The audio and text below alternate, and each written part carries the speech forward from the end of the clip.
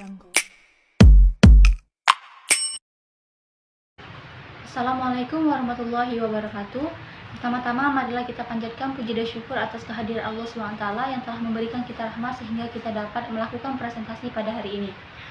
Baiklah, sebelum mulai presentasi kami akan memperkenalkan diri. Perkenalkan, saya Rasiti Lea sebagai moderator.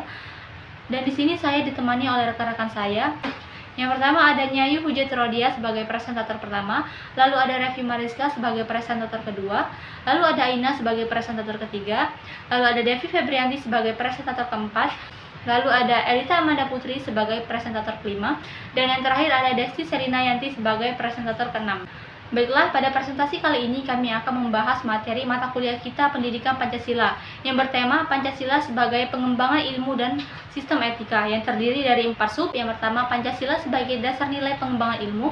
Yang kedua, Pancasila sebagai sistem etika. Yang ketiga, penguatan moderasi ilmu bersentuhan dengan budaya dan agama. Lalu yang terakhir, penerapan nilai-nilai Pancasila dalam kehidupan bermasyarakat. Baiklah, untuk materi pertama, langsung saja akan dibahas oleh presentator pertama. Kepada Nyai Hujat Rodia, saya persilahkan. Assalamualaikum warahmatullahi wabarakatuh. Perkenalkan, saya Nyai Hujat Rodia dengan NIM 2022143687. Di sini saya akan menjelaskan materi kita yang pertama, yaitu Pancasila sebagai dasar nilai pengembangan ilmu. Pancasila memiliki banyak fungsi dan salah satu fungsinya adalah sebagai dasar nilai pengembangan ilmu, yang artinya segala upaya pengembangan ilmu di Indonesia harus diorientasikan pada nilai yang termaksud dalam Pancasila. Nah, Pancasila ini hadir sebagai pedoman untuk membatasi gerak-gerik keilmuan agar sesuai dengan kaidah kebenaran. Pengembangan ilmu yang didasarkan pada nilai-nilai Pancasila diharapkan dapat membawa perbaikan kualitas hidup dan kehidupan masyarakat. Nah, adapun implementasi Pancasila sebagai dasar nilai pengembangan ilmu adalah sebagai berikut. Yang pertama yaitu pada sila ketuhanan yang Maha Esa. Pada sila pertama Pancasila, ilmu pengetahuan tidak hanya memikirkan apa yang ditemukan, dibuktikan, dikembangkan, tetapi juga mempertimbangkan maksud dan akibat pada kerugian atau keuntungan manusia dan lingkungannya. Contohnya seperti penciptaan mobil tanpa bahan bakar berupa minyak untuk menjaga kelestarian alam. Nah, yang kedua yaitu sila kemanusiaan yang adil dan beradab. Nah, dalam sila kedua ini, ilmu pengetahuan adalah bagian dari proses budaya manusia yang beradab dan bermoral. Oleh karena itu, perkembangan ilmu pengetahuan harus berdasarkan kepada usaha-usaha mencapai kesejahteraan umat manusia. Contohnya seperti diterjunkannya para tenaga kependidikan ke daerah terpencil untuk melakukan pengabdian, distribusi ilmu, dan mengajarkan kepada masyarakat. Yang ketiga yaitu pada sila Persatuan Indonesia, yang maksudnya adalah memberikan landasan esensial bagi kelangsungan Negara Kesatuan Republik Indonesia atau NKRI. Nah, untuk itu ilmuwan dan ahli teknik Indonesia perlu menjunjung tinggi asas peraturan Indonesia ini dalam tugas-tugas profesionalnya. Kerjasama yang sinergis antar individu dengan kelebihan dan kekurangannya masing-masing akan menghasilkan produktivitas yang lebih tinggi daripada penjumlahan produktivitas individunya.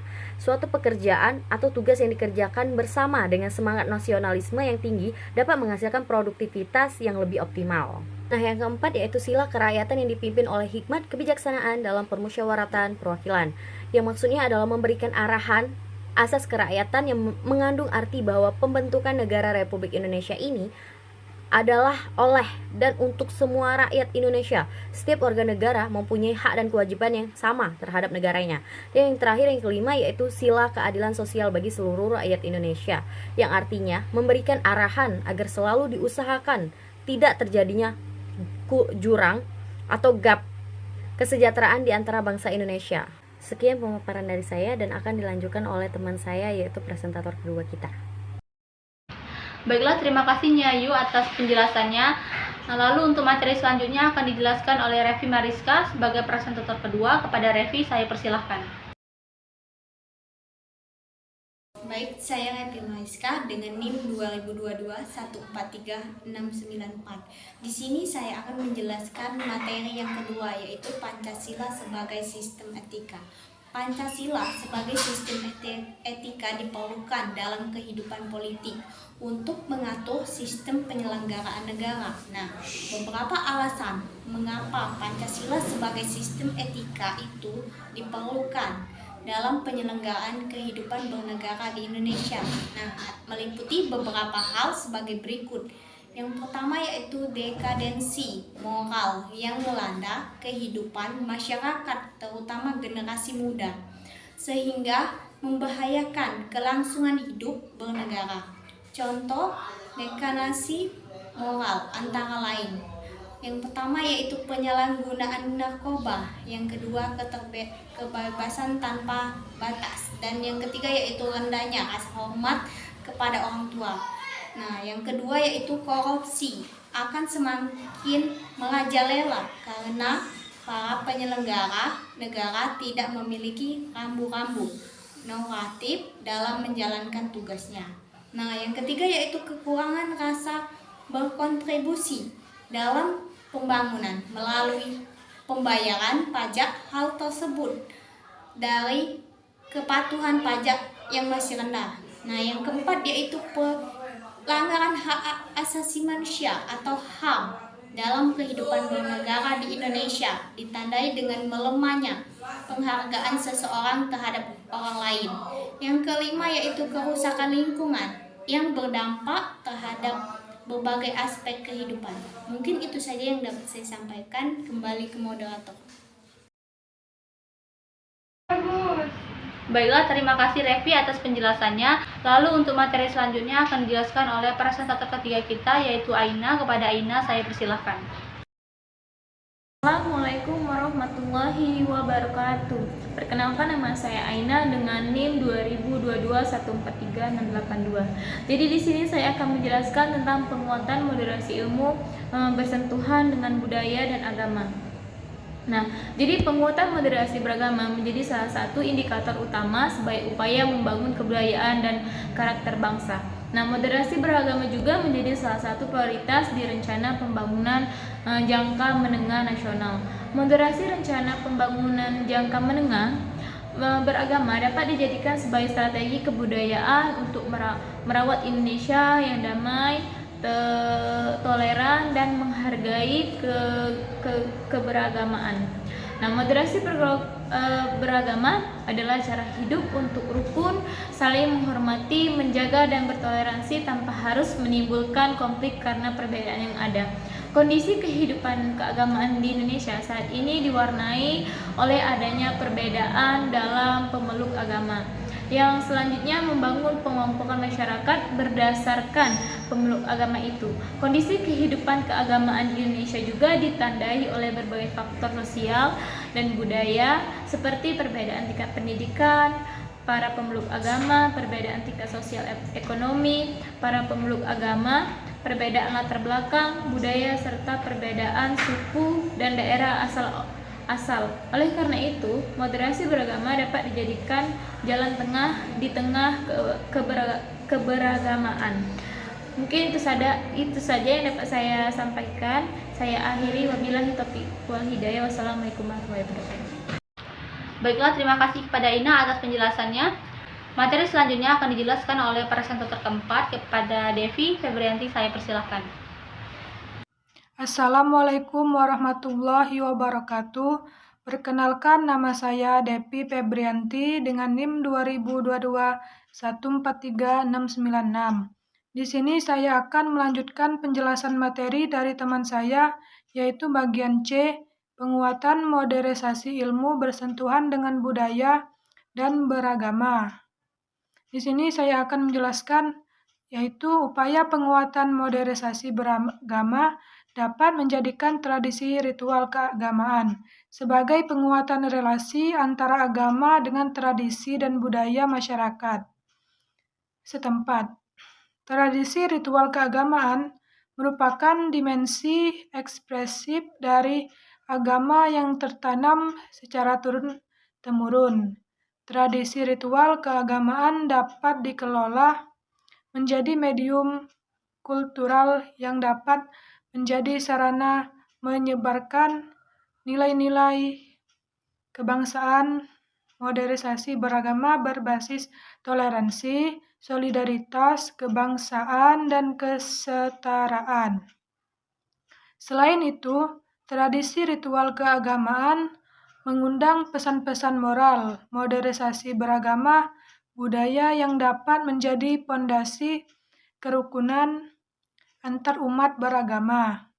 Tradisi ritual keagamaan juga merupakan aset kekayaan khazanah budaya bangsa yang mengandung nilai-nilai budaya. Selanjutnya, kearifan lokal dan identitas karakter bangsa, sebagaimana tertera dalam Undang-Undang Nomor 5 Tahun 2017 tentang pemajuan kebudayaan, bahwa tradisi ritual menjadi salah satu dari 9 objek pemajuan kebudayaan. Dan selanjutnya, upaya pemajuan kebudayaan tersebut bertujuan untuk mengembangkan nilai-nilai luhur budaya bangsa, memperkaya keberagaman budaya, memperteguh persatuan dan kesatuan bangsa, dan melestarikan warisan budaya.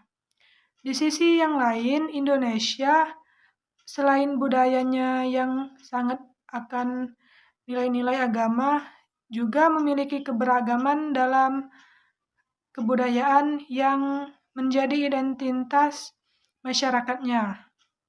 Baiklah, terima kasih Devi atas penjelasannya. Lalu materi selanjutnya akan dijelaskan oleh presentator kelima kepada Elita Amanda Putri. Saya persilahkan. Assalamualaikum warahmatullahi wabarakatuh. Perkenalkan, nama saya Elita Amanda Putri, NIM 2022-143701. Di sini saya akan melanjutkan materi yang telah dijelaskan oleh rekan saya, yaitu bagian D. Baik, langsung saja. Nilai-nilai Pancasila dapat diterapkan dalam kehidupan bermasyarakat dalam berbagai hal seperti 1. Penerapan nilai Pancasila pertama dapat dilakukan dengan cara mengembangkan sikap hormat menghormati, membina kerukunan hidup antar umat beragama, tidak memaksakan suatu agama atau kepercayaan terhadap Tuhan ke orang lain. Melalui nilai-nilai sila pertama, inilah pendekatan nilai-nilai kehidupan diaktualisasikan.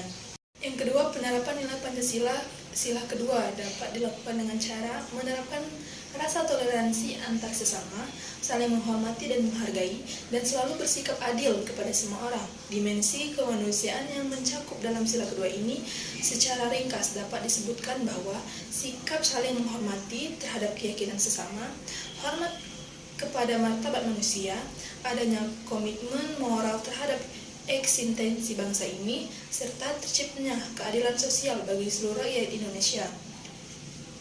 Yang ketiga, sila persatuan dapat diterapkan dengan cara menghidupkan perbedaan-perbedaan yang mengandung daya tarik ke arah kerja sama dan saling bantu-membantu sehingga terbangun kerukunan hidup gotong royong.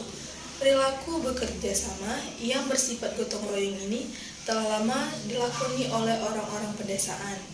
Dan yang keempat, dalam sila keempat dapat kita terapkan di lingkungan masyarakat dengan cara saling memuliakan dan menghargai manusia, tidak saling menghina, apalagi membinasakan, jujur pada saat pemilu. Yang kelima, penerapan nilai sila kelima ini dapat dilakukan dengan cara menerapkan sikap adil terhadap masyarakat keseluruhan, serta taat kepada masyarakat atau negara sesuai dengan hukum untuk mewujudkan kesejahteraan bersama. Mungkin itu saja materi yang bisa saya sampaikan. Lebih dan kurang saya mohon maaf. Kepada Allah saya mohon ampun. Wassalamualaikum warahmatullahi wabarakatuh. Baiklah, terima kasih Elita atas penjelasannya. Lalu materi selanjutnya akan dijelaskan oleh Desti Selina Yanti sebagai presentator ke-6. Kepada Desti saya persilahkan. Assalamualaikum warahmatullahi wabarakatuh. Saya Desti Selina Yanti, NIM 2022-14384. Di sini saya akan melanjutkan materi bagian D, yaitu penerapan nilai-nilai Pancasila dalam kehidupan bermasyarakat. Pancasila merupakan pandangan hidup yang berakar dalam kepribadian berbangsa, maka ia diterima sebagai dasar negara yang mengatur hidup ketatanegaraan. Pancasila berperan sebagai pengatur sikap dan tingkah laku orang Indonesia masing-masing dalam hubungan dengan Tuhan Yang Maha Esa, dengan sesama manusia, dengan tanah air dan bangsa Indonesia, dan dengan kekuasaan dan pemerintahan negara kerakyatan, dan dengan negara sebagai kesatuan dalam rangka realisasi kesejahteraan. Hal ini tampak dalam sejarah bahwa meskipun dituangkan dalam rumusan yang agak berbeda, namun dalam 3 buah undang-undang dasar, yaitu dalam pembukaan Undang-Undang 1945, dalam Mukadimah Konstitusi RIS, dan dalam Mukadimah UUDS RI 1950. Pancasila ditetapkan tercantum di dalamnya. Pancasila yang selalu dikukuhkan dalam kehidupan konstitusional itu dan menjadi pegangan bersama pada saat-saat terjadi krisis nasional dan ancaman terhadap ekosistem bangsa kita. Merupakan bukti sejarah bahwa Pancasila memang selalu dikehendaki oleh bangsa Indonesia sebagai dasar kehormatan Indonesia, yaitu sebagai dasar negara. Hal ini karena telah tertanam dalam kalbunya rakyat dan dapat mempersatukan seluruh rakyat Indonesia. Baik, itu saja penjelasan dari saya. Wassalamualaikum warahmatullahi wabarakatuh. Baiklah, terima kasih Desti atas penjelasannya. Mungkin itu saja yang dapat disampaikan oleh kelompok kami. Kami menyadari betul bahwa penjelasan dari kelompok kami jauh dari kata sempurna. Untuk itu kami mohon maaf apabila ada salah kata dan kami mohon ampun kepada Allah SWT. Saya akhiri, wassalamualaikum warahmatullahi wabarakatuh.